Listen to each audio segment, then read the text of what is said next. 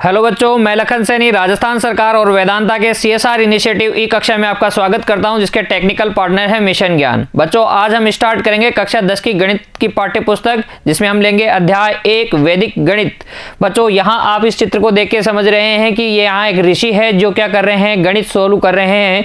अर्थात आपको ये समझ में आ गया होगा कि वैदिक गणित विश्व की प्राचीनतम गणित में से एक गणित है बच्चों, और उसी को हम क्या करने वाले हैं, पढ़ने वाले हैं। वैदिक गणित क्या है बच्चों?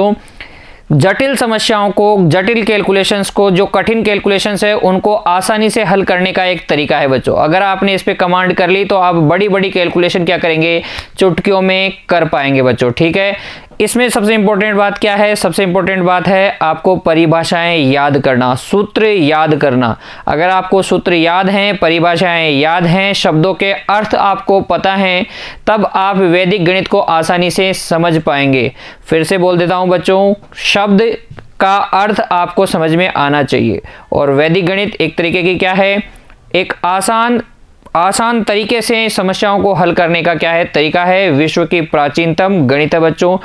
इन सभी टॉपिक्स में हम क्या करने वाले हैं, इस अध्याय को कवर करने वाले हैं, जिसमें हम चर्चा करेंगे वैदिक गणित से जोड़ने की, घटाने की, गुणा करने की, भाग संक्रियाएं करने की, वर्गफल ज्ञात करने की, वर्गमूल ज्ञात करने की, घनफल ज्ञात करने की, घनमूल ज्ञात करने की, और सरल रैखिक समीकरणों को हल करने की बात हम करने वाले हैं बच्चों। ठीक है, कॉपी और पेन लेके तैयार रहिए बच्चों। एक एक बात को नोट करते चलिए, समझते हुए नोट करते चलिए, और उसको याद भी कीजिए। क्योंकि अगर आपने परिभाषाएं याद कर ली हैं, अगर आपने परिभाषाएं याद कर ली, शब्दों के अर्थ समझ लिए, तब आप किसी भी प्रश्न को, किसी भी कैलकुलेशन को आप आसानी से कर पाएंगे। ठीक है बच्चों, देखिए वैदिक गणित मूलभूत गणितीय संक्रियाओं को सरल तरीके से मानसिक स्तर पर ही हल करने का क्या है, एक तरीका है। आप वैदिक गणित कि अगर आप अभ्यस्त हैं, अगर आपको वैदिक गणित आती है, आपने अच्छे से प्रैक्टिस की है, तो कई सारी कैलकुलेशंस बच्चों आप बिना कॉपी और पेन के मानसिक स्तर पर ही कर पाएंगे। ठीक है, वैदिक गणित में हम समस्याओं को वैदिक सूत्रों के द्वारा आसानी से हल करते हैं। क्या काम में लेंगे हम? वैदिक सूत्र काम में लेंगे। ऐसा नहीं है बच्चों कि हम कोई मंत्र बोलेंगे और हमारे पास आंसर आ जाएगा, ऐसा नहीं है वैदिक गणित में। यहाँ पर भी बच्चों आपको क्या करनी पड़ेगी, तपस्या करनी पड़ेगी। और तपस्या से मेरा मतलब ये है कि आपको किसी पोजीशन में नहीं बैठना, हाथ जोड़ के नहीं बैठना, एक टांग ऊपर करके, दोनों हाथ ऊपर करके, ऐसा कुछ नहीं करना है बच्चों। आपको तपस्या करने से मतलब है अभ्यास करना है। क्या करना है? अभ्यास। तपस्या का मतलब क्या है? वैदिक गणित में अभ्यास है।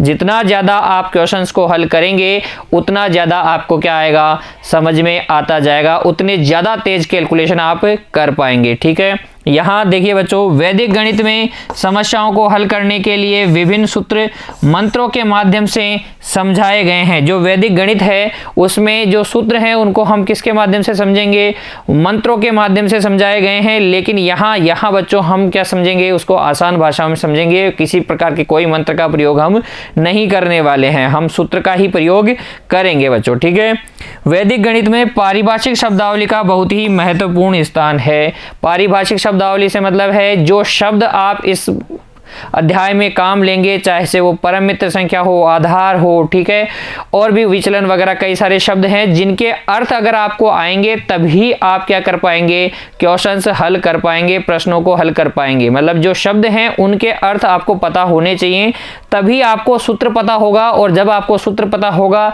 तभी आप उसको अप्लाई कर पाएंगे, और जब आप अप्लाई कर देंगे तो हल भी आपके पास आ जाएगा। तो इंपॉर्टेंट बात है, जितने भी पारिभाषिक शब्द है उनको समझना। सबसे पहले हम यही करने वाले हैं बच्चों। कॉपी और पेन आपने ले रखे हैं, मुझे पूरा विश्वास है। सबसे पहले हम यही करने वाले हैं, पारिभाषिक शब्दों के अर्थ समझेंगे। जो शब्द हमारे पास आएंगे प्रश्नों के दौरान या सूत्र के अंदर जो शब्द काम में आएंगे, उनके अर्थ हम समझेंगे सबसे पहले। ठीक है, तो देखिए बच्चों, सबसे पहले हम समझते हैं संख्या। संख्या क्या होती है? किसी भी गणित को पढ़ना है, चाहे से आपको वैदिक गणित पढ़नी है, चाहे से आपको ग्रीक मैथमेटिशियन पढ़ ले, यूनानी गणित पढ़ ले, किसी भी तरीके के गणित पढ़ ले, तो आपको नंबर्स को समझना जरूरी है। संख्याएं क्या हैं? क्या है बच्चों संख्याएं? संख्याएं संकेत हैं। संख्याएं क्या हैं? संकेत हैं जो हमें बताएंगी क्या, मात्रा या परिणाम। जैसे बच्चों कि आपके आसपास कितने आदमी हैं, तो कितने आदमी हैं, आदमियों की मात्रा आपने बोला इस तरीके का एक संकेत आपने लिख दिया तो हमें समझ में आ गया कि आपने क्या बोला है 50। तो संख्याएं क्या हैं? संख्याएं क्या हैं? संकेत है जो मात्रा बताती है। जैसे अगर किसी लेडी ने, किसी औरत ने बच्चों मंगलसूत्र पहना है, मांग में सिंदूर लगाया है, तो ये किस बात का संकेत है? ये संकेत है कि वो विवाहित है। ठीक है। इसी तरीके से अगर किसी ने चोला पजामा पहन रखा है और उसके बाद में सिर पे पगड़ी लगा रखी है, तो हम समझ जाएंगे कि ये क्या है? मारवाड़ी आदमी है। तो एक तरीके का क्या है? संकेत है। उसी तरीके से संख्याएं भी संकेत है, जो क्या बताती है बच्चों? मात्रा या परिणाम। विभिन्न प्रकार की संख्याएं हम पढ़ते हैं बच्चों। ये है आपकी क्या? प्राकृत संख्याएं, natural numbers. All counting numbers are natural numbers. जो भी आप गिनती में बोलते हैं सारे के सारे संख्याएं क्या हैं? प्राकृत संख्याएं या प्राकृतिक संख्याएं। अगर आप इनमें अगर आप जीरो को भी शामिल कर लेते हैं तो पूर्ण संख्याएं बन जाती है। धनात्मक और ऋणात्मक दोनों संख्याएं को मिलाकर हम क्या बोलते हैं? पूर्णांक संख्याएं बोलते हैं। ऐसे ही आपने परिमेय संख्याओं के बारे में भी पढ़ा है बच्चों। P/Q वाली संख्याएं, दशमलव संख्याएं भी आपने पढ़ी हैं। सभी संख्याएं क्या हैं? संकेत हैं। सभी संख्याएं संकेत हैं जो कि मात्रा या परिणाम बताती हैं। संख्या आपको समझ में आ गई क्या होती हैं? कई सारी तरीके की संख्याएं हम पढ़ते हैं बच्चों। अब आते हैं हम वैदिक गणित की महत्वपूर्ण परिभाषा एकाधिक संख्या पर। एकाधिक संख्या का क्या मतलब है बच्चों? कोई भी संख्या, जैसे कोई संख्या है आपके पास 8, तो 8 की एकाधिक संख्या क्या होगी? 8 की एकाधिक संख्या होगी, 8 के ऊपर एक बिंदी लगा देंगे। और इसका मतलब क्या है बच्चों? इसका मतलब है इससे एक ज्यादा संख्या। 8 से एक ज्यादा संख्या क्या होती है? 9। तो 9 को लिखने का तरीका क्या है? एक अधिक संख्या को लिखने का तरीका है ऊपर बिंदी लगा दें। अगर आपको लिखना है 7 से एक अधिक संख्या, तो आप क्या लिखेंगे? 7 के ऊपर एक बिंदी लगा देंगे। तो यही क्या हो जाएगी? 7 की एकाधिक संख्या। ये क्या हो जाएगी? 7 की एकाधिक संख्या। ठीक है। 7 की एकाधिक संख्या अर्थ कितना होगा? वही एक ज्यादा संख्या 8। ठीक है। वैदिक गणित में एक अधिक संख्या को हम किससे दिखाते हैं? बिंदी, ऊपर संख्या के ऊपर एक बिंदी लगाकर दिखाते हैं। जिसको पढ़ते कैसे हैं बच्चों? अगर आपके पास लिखा हुआ है 2 और 2 के ऊपर बिंदी, तो इसको हम पढ़ेंगे 2 एकाधिक। 2 एकाधिक का मतलब हो गया 3। 2 एकाधिक का मतलब हो गया 3। यहां देख लीजिए बच्चों, किसी भी संख्या एक का एकाधिक संख्या क्या होती है? ए के ऊपर क्या लगा देंगे आप? बिंदी लगा देंगे। तो वो उसको पढ़ा कैसे जाएगा? ए का एकाधिक। ए का एकाधिक। ठीक है। उदाहरण देख लीजिए बच्चों, जैसे कि संख्या 8 का एकाधिक 8 और 8 के ऊपर एक बिंदी, 8 के ऊपर एक बिंदी बच्चों। संख्या 2 का एकाधिक 2 के ऊपर एक बिंदी लगा देंगे। संख्या 7 का एकाधिक संख्या 7 पे लगा देंगे। अगर मैं कहूँ 12 का एकाधिक, 12 संख्या 12 का एकाधिक संख्या, तो आप कैसे लगाएंगे बच्चों? आप लिखेंगे 12 और इकाई अंक पर एक अधिक का साइन लगा देते हैं। हम किस पे लगाते हैं बच्चों? इकाई अंक पर एक अधिक का साइन लगाते हैं। अर्थात बिंदी कहाँ पे लगाते हैं? हमेशा इकाई अंक पर लगाते हैं किसी भी संख्या का एकाधिक अगर आपको लिखना है। समझ में आ गया होगा एकाधिक संख्या क्या होती है। अगली परिभाषा देखते हैं बच्चों, एक न्यून संख्या। एक न्यून संख्या क्या होती है? वही जैसे एकाधिक का मतलब एक अधिक संख्या और एक न्यून का मतलब क्या हो जाएगा? एक कम संख्या। तरीका क्या? बिल्कुल उल्टा। किसी भी संख्या का एक अधिक तो हम ऊपर बिंदी लगाते हैं और एक न्यून संख्या प्राप्त करने के लिए हम कहाँ बिंदी लगा देते हैं? संख्या के नीचे बिंदी लगा देते हैं। ठीक है बच्चों। जैसे 8 की एक न्यून संख्या 8 के नीचे क्या लगा दें? एक बिंदी लगा दें। 2 की एक न्यून संख्या 2 के नीचे एक बिंदी लगा दें। संख्या 7 की एक न्यून संख्या 7 के नीचे बिंदी लगा दें। और मतलब क्या है? इनसे एक कम। पढ़ेंगे कैसे? 8 एक न्यून संख्या, और इसका मतलब होगा 8 एक न्यून का मतलब होगा 7, 2 एक न्यून का मतलब होगा 1 और 7 एक न्यून संख्या का मतलब कितना हो जाएगा? 6।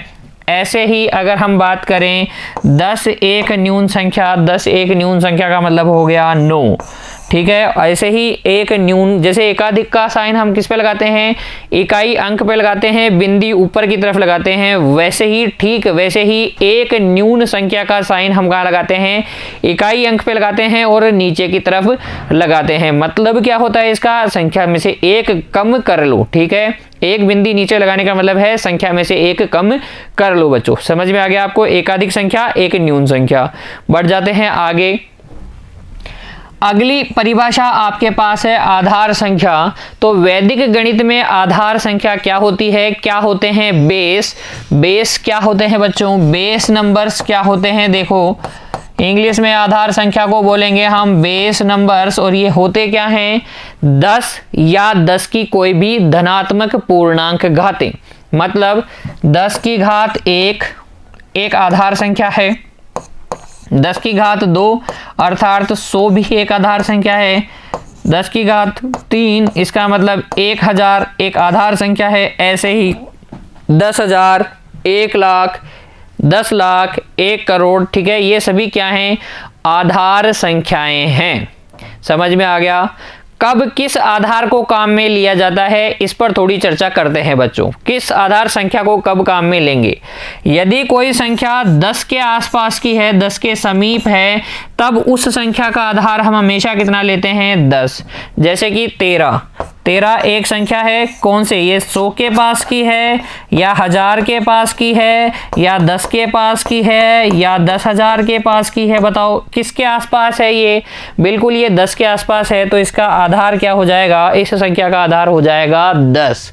ऐसे ही अगर कोई संख्या 100 के आसपास की है तो उसका आधार कितना हो जाएगा, उसका आधार हो जाएगा 100। और अगर कोई संख्या 1000 के आसपास की है, यानी कि आसपास के कहने का मतलब 1000 और उस संख्या का अंतर बहुत कम है, ठीक है, 10 से लेकर 20 तक है या 5 7 3 2 1 है, ऐसा अंतर है, तब उस संख्या का आधार कितना लिया जाएगा 1000 लिया जाएगा। अगर वो 1000 के पास की है, 100 के आसपास है तो 100 आधार लिया जाएगा, चाहे से वो 100 से कम हो चाहे से ज़्यादा हो बच्चों, इससे फ़र्क नहीं पड़ता, फ़र्क पड़ेगा कि वो उसके आसपास की है या नहीं, ठीक है।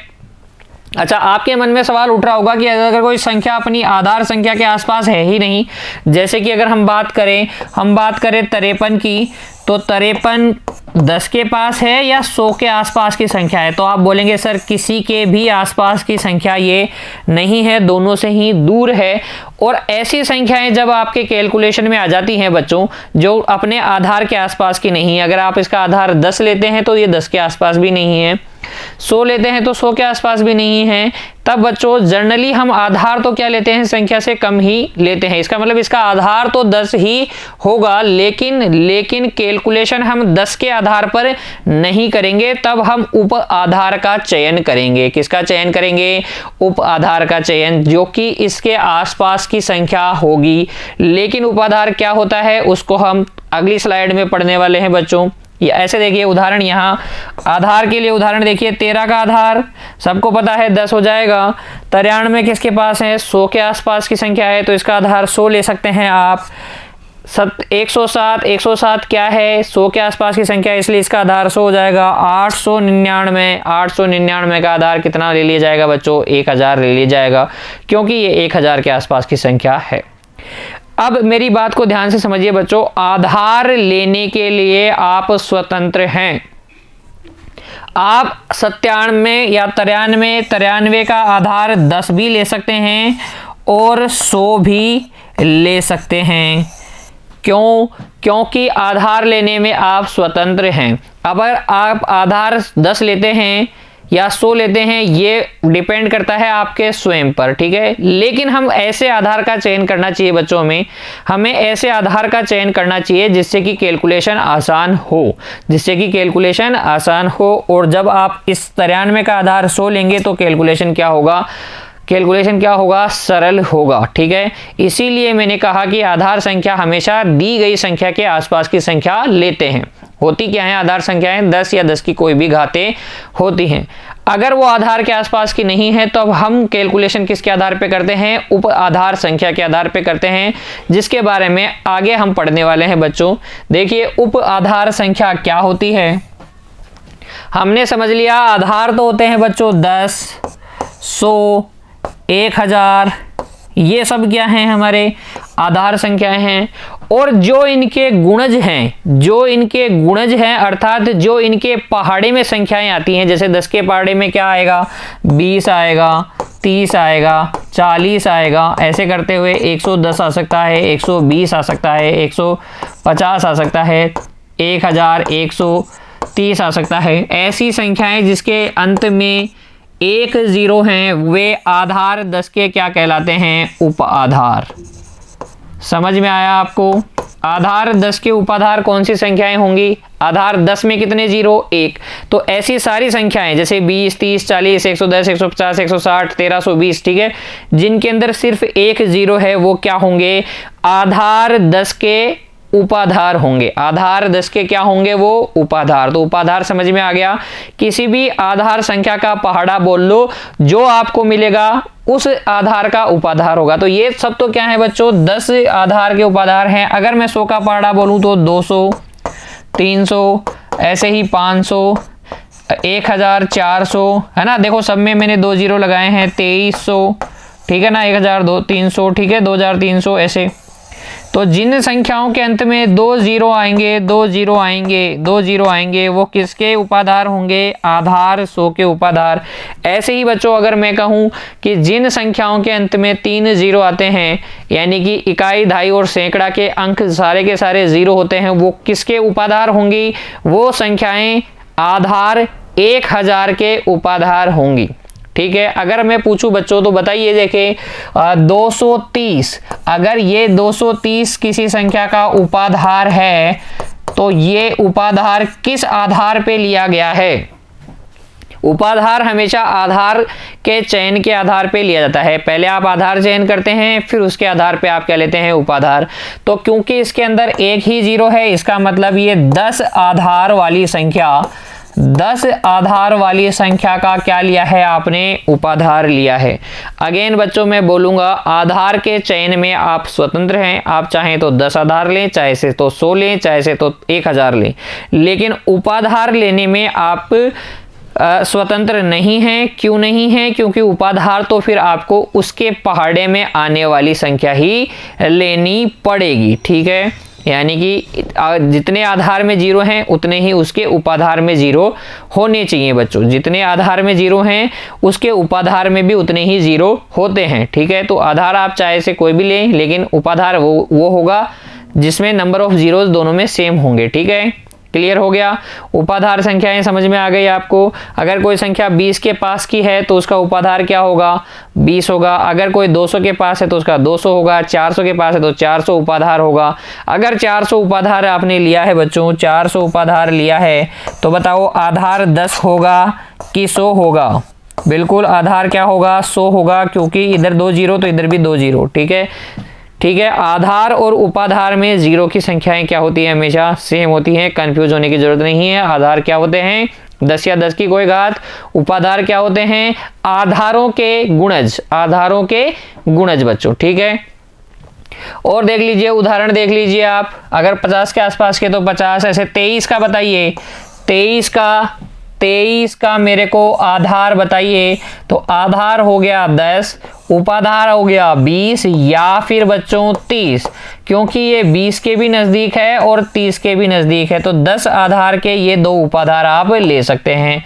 ऐसे ही 193 का आधार तो हो गया 100, लेकिन ये 100 के आसपास की संख्या नहीं है, इसलिए 100 का पहाड़ा बोलेंगे तो 200 आएगा, और 200 के आसपास की संख्या ये है, इसलिए इसका उपाधार कितना हो गया? 200।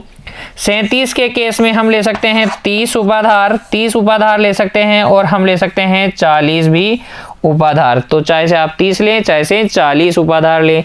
ऐसे ही 899 के लिए आप आधार अगर आपने 1000 ले लिया है तब तो उपाधार की आपको कोई आवश्यकता नहीं, लेकिन अगर आपने आधार 100 लिया है तो ये 100 के पास में नहीं है, और अब हम 100 का पहाड़ा बोलेंगे ताकि उसके पास पहुंच जाएं, तो इसका पहाड़ा बोलेंगे तो आपको मिल जाएगा 900 के आसपास की संख्या है।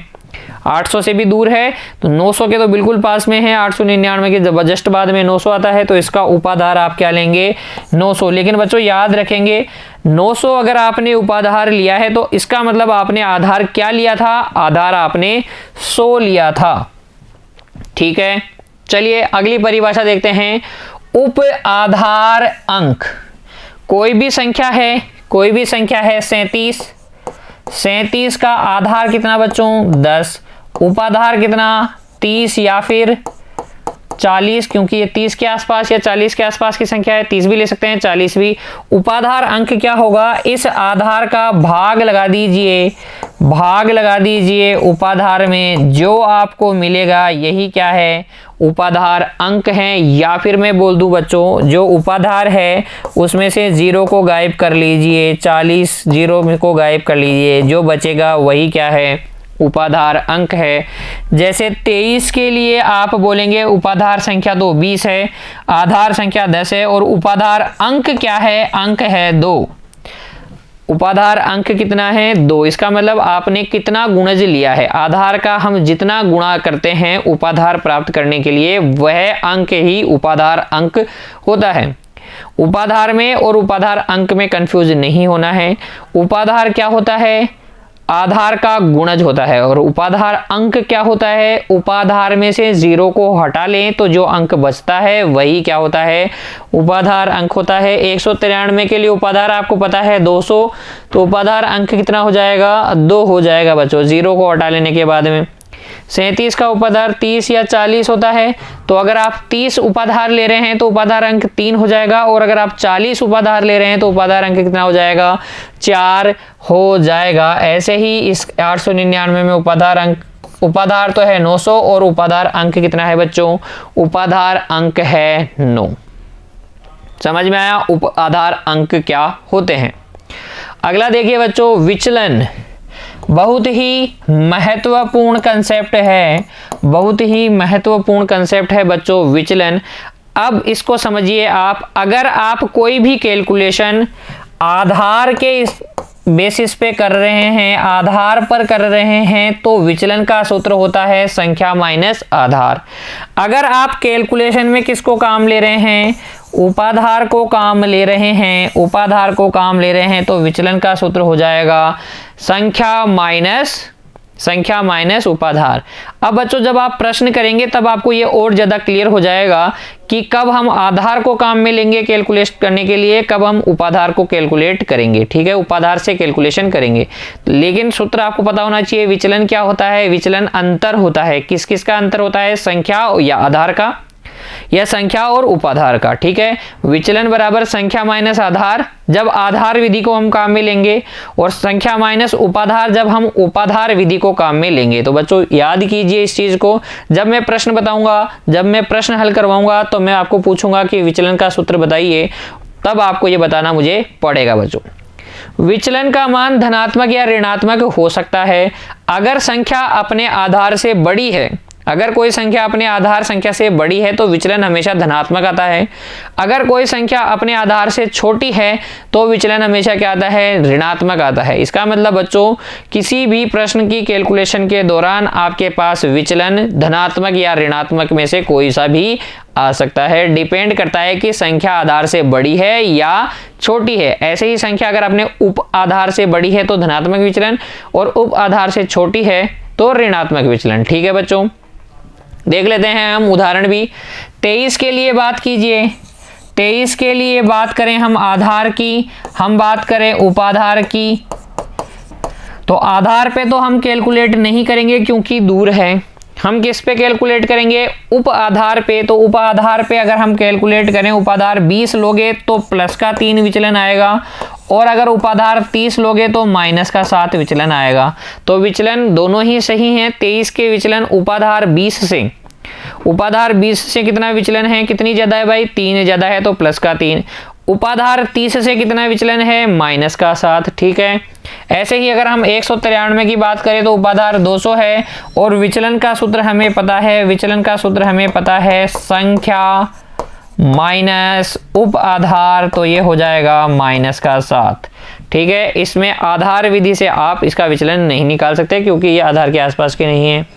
ऐसे ही हम बात करें 37 का, तो अगर आपने 30 लिया है, 30 उपाधार लिया है, तो प्लस का 7 क्या होगा, विचलन होगा, और अगर आपने 40 उपाधार लिया है तो माइनस का 7 विचलन होगा क्योंकि संख्या माइनस उपाधार। ठीक है, ऐसे ही अगर हम 12 की बात करें, संख्या 12 की बात करें तो संख्या 12 तो 10 आधार के पास में है, और विचलन हो जाएगा कितना, प्लस का 2। इसमें आपको उपाधार की जरूरत नहीं पड़ेगी क्योंकि ये अपने आधार संख्या के पास की संख्या है। तो अगर संख्या किसी आधार के आसपास की है तो आधार विधि से विचलन निकालें। अगर संख्या अपने उप आधार के आसपास की है, आधार के आसपास की नहीं है, उप आधार के आसपास की है, तो उप आधार वाले सूत्र से क्या करें बच्चों, विचलन निकालें। ठीक है, विचलन का सूत्र क्या होता है, संख्या माइनस आधार या संख्या माइनस उप आधार बच्चों। ठीक है, उप आधार अंक समझ में आ गया, विचलन समझ में आ गया। अब आगे देखिए, ऐसे ही आप देख सकते हैं 97 के लिए भी, 97 के लिए अगर आधार आप काम में लें 100 आधार काम में लेंगे तो विचलन डेविएशन हो जाएगा -3। और अगर 90 उपाधार काम लेंगे, 90 उपाधार काम में लेंगे तो प्लस का 7 क्या हो जाएगा, विचलन हो जाएगा। यहाँ इंपॉर्टेंट बात है बच्चों, अगर आपने आधार 100 लिया है तो विचलन -3। अगर आपने उपाधार 90 लिया है, इसका मतलब इस संख्या का आधार आपने बोला है 10, क्योंकि 90 में तो एक ही जीरो है और एक ही जीरो वाला आधार कौन, 10। ठीक है, मैं बार बार नंबर ऑफ जीरोज की चर्चा इसलिए कर रहा हूं क्योंकि ये बहुत इंपॉर्टेंट है कैलकुलेशन में। जब आप प्रश्न करेंगे ना बच्चों मेरे साथ, तब आपको इसकी इंपॉर्टेंस, नंबर ऑफ जीरोज, आधार में कितने जीरो हैं, उपाधार में कितने जीरो हैं, इसकी चर्चा मैं बार बार करूंगा। इसलिए आप इसको अभी से नोटिस करना चालू करें कि किसी भी संख्या का आधार लिया है आपने तो क्या लिया है, उसमें नंबर ऑफ जीरोज कितने जीरो हैं। 2 जीरो वाला आधार है, 1 जीरो वाला आधार है, इस पर भी आप फोकस करना स्टार्ट कर दें। अब देखिए बच्चों, अगली परिभाषा, परम मित्र अंक या पूरक अंक। परम मित्र अंक या पूरक अंक क्या होता है, तो परम मित्र तो आप सब जानते हैं बच्चों, आपका परम मित्र आपका बेस्ट फ्रेंड जो आपकी सहायता करता है। कब, जब आप पर विपदा आती है, जब आप पर विपदा आती है तब जो आपकी सहायता करेगा, जो आपको पूरा बनाएगा, जो आपको आधार देगा कि आप खड़े हो सकें अपनी परिस्थितियों के खिलाफ, वो आपका क्या है, परम मित्र है। बाद डायलॉग को सुनिए बच्चों, आपको क्या देगा, आधार देगा। तो परम मित्र अंक वो अंक होते हैं जो दी गई संख्या में मिलाने पर अर्थात जोड़ने पर आपको क्या देते हैं, आधार संख्या देते हैं। अर्थात जिन संख्याओं का योगफल 10, 100, 1000 आदि होता है, वे संख्याएं एक दूसरे की क्या होती हैं, परम मित्र होती हैं। जैसे बच्चों अगर हम बात करें 1 और 9 का टोटल 10 होता है, तो 1 का परम मित्र कितना, 9, और 9 का परम मित्र कितना, 1। ऐसे ही हम बात करें 2 प्लस बच्चों कितना, 8, 10 होता है, तो ये दोनों एक दूसरे के परम मित्र। ऐसे अगर हम बात करें 102 और +-2, तो इनका टोटल 100 होता है, तो ये एक दूसरे के क्या हैं, परम मित्र हैं। परम मित्र अंक क्या होते हैं बच्चों, जिनको जोड़ने पर आपको कोई आधार संख्या मिले। तो अगर कोई दो संख्याओं का योगफल कोई आधार संख्या है तो वो एक दूसरे के क्या होते हैं, परम मित्र होते हैं बच्चों। यहाँ आप देख सकते हैं परम मित्र। एक बात बच्चों मैं और आपको बता दूं, कुछ परम मित्र कंडीशन पर भी डिपेंड करते हैं, कुछ परम मित्र कंडीशन में भी डिपेंड करते हैं। कैसे, अभी आपको लगेगा कि ये मेरा परम मित्र है क्योंकि मुझे एग्जाम में चीटिंग करवा देता है, लेकिन वास्तव में वो परम मित्र नहीं होता है। ऐसे ही संख्याओं में भी होता है बच्चों, कभी कभी हम कैलकुलेशन में आधार बदल देते हैं। जैसे कि अगर हम समय वाली कैलकुलेशन कर रहे हैं, समय की कैलकुलेशन कर रहे हैं, तब परम मित्र बदल जाता है बच्चों। तो आपको याद रहेगा, टाइम आते ही परम मित्र बदल जाते हैं। ये डायलॉग आपको याद रह जाएगा। जब मैं आपको बताऊंगा व्यवकलन के क्वेश्चन, घटाने वाले क्वेश्चन, तब मैं आपको फिर से याद दिलाऊंगा और मैं बोलूंगा देख लो बच्चों, समय आ गया कि परम मित्र बदल दें। ठीक है, तो आधार बदलने पे बेसिकली क्या होता है, जब आधार बदलेगा तो क्या होगा, परम मित्र भी बदल जाते हैं बच्चों।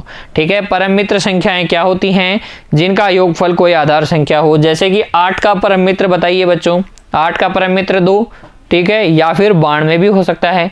8 का परम मित्र 2 या 92, एक से अधिक भी तो परम मित्र हो सकते हैं। शर्त क्या है, शर्त यह है कि जोड़ने पर कोई ना कोई आधार आपको मिलना चाहिए। 9 का परम मित्र क्या हो जाएगा, 1 हो जाएगा। 10 का परम मित्र 0 हो जाएगा।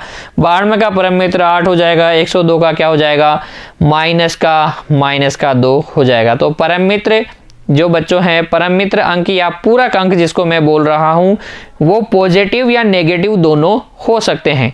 और बच्चों क्या मैंने बोला समय वाले प्रश्नों में परम मित्र बदलता है।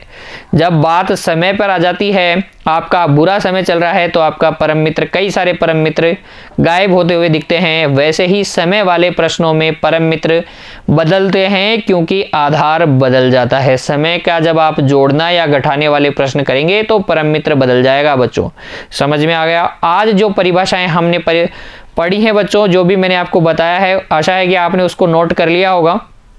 नहीं किया होगा, अब आप वीडियो को दोबारा से रिवाइंड करके देखेंगे, नोट करेंगे और याद करने का प्रयास करेंगे। बच्चों याद करेंगे हर एक परिभाषा, हर एक शब्द का मतलब।